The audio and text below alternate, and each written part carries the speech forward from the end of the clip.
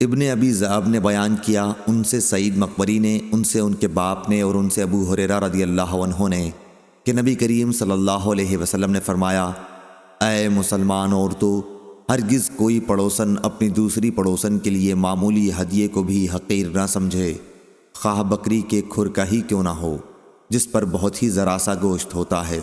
صحیح بخاری حدیث نمبر 2566۔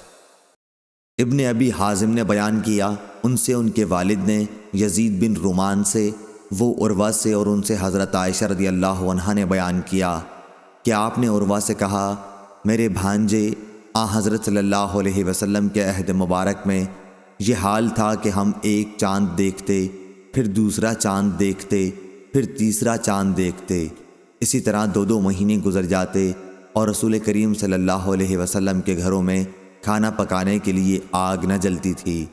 میں نے پوچھا، خالہ اماں، پھر آپ لوگ زندہ کس طرح رہتی تھیں؟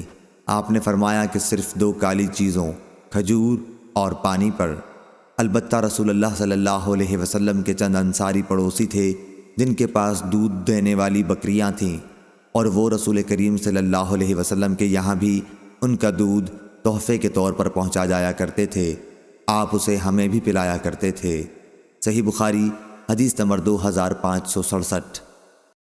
محمد بن ابی عدی نے بیان کیا شعبہ سے، وہ سلیمان سے، وہ ابو حازم سے، اور ان سے ابو ہریرہ رضی اللہ عنہ نے کہا کہ رسول کریم صلی اللہ علیہ وسلم نے فرمایا، اگر مجھے بازو اور پائے کے گوشت پر بھی دعوت دی جائے تو میں قبول کر لوں گا، اور مجھے بازو یا پائے کے گوشت کا تحفہ بھیجا جائے تو اسے بھی قبول کر لوں گا۔ صحیح بخاری حدیث نمبر 2568۔ ابو حازم سلمہ بن دینار نے بیان کیا سہل بن سعد سعدی رضی اللہ عنہ سے کہ نبی کریم صلی اللہ علیہ وسلم نے ایک مہاجرہ عورت کے پاس اپنا آدمی مہاجر بھیجا، ان کا ایک غلام بڑھئی تھا، ان سے آپ نے فرمایا کہ اپنے غلام سے ہمارے لیے لکڑیوں کا ایک ممبر بنانے کے لیے کہیں۔ چنانچہ انہوں نے اپنے غلام سے کہا، وہ غابہ سے جا کر جھاؤ کاٹ لایا اور اسی کا ایک ممبر بنا دیا۔ جب وہ ممبر بنا چکے تو اس عورت نے رسول کریم صلی اللہ علیہ وسلم کی خدمت میں کہلا بھیجا کہ ممبر بن کر تیار ہے۔ آپ صلی اللہ علیہ وسلم نے کہلوایا کہ اسے میرے پاس بھجوا دیں۔ جب لوگ اسے لائے تو حضرت صلی اللہ علیہ وسلم نے خود اسے اٹھایا، اور جہاں تم اب دیکھ رہے ہو وہیں آپ نے اسے رکھا۔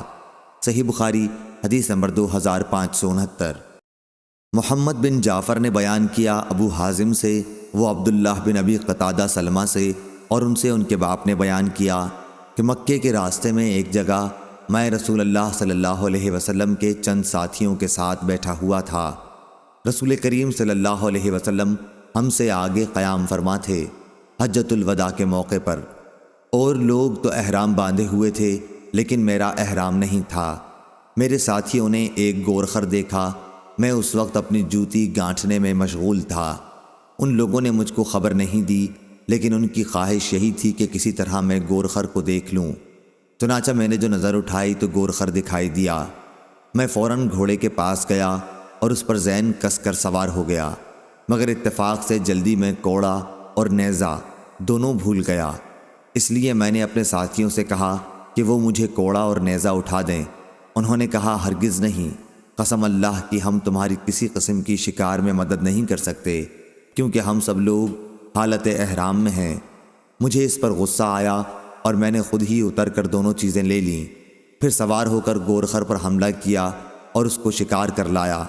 وہ مر بھی چکا تھا۔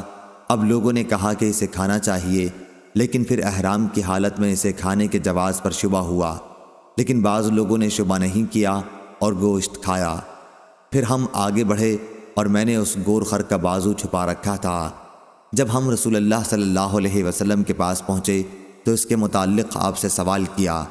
آپ نے محرم کے لیے شکار کے گوشت کھانے کا فتویٰ دیا اور دریافت فرمایا کہ کیا اس میں سے کچھ بچا ہوا گوشت تمہارے پاس موجود بھی ہے؟ میں نے کہا کہ جی ہاں، اور وہی بازو آپ کی خدمت میں پیش کیا۔ آپ نے اسے تناول فرمایا یہاں تک کہ وہ ختم ہو گیا۔ آپ بھی اس وقت احرام سے تھے۔ ابو حازم نے کہا کہ مجھ سے یہی حدیث زید بن اسلم نے بیان کی، ان سے عطا بن یسار نے، اور ان سے ابو قتادہ رضی اللہ عنہ نے۔ صحیح بخاری حدیث نمبر 2570۔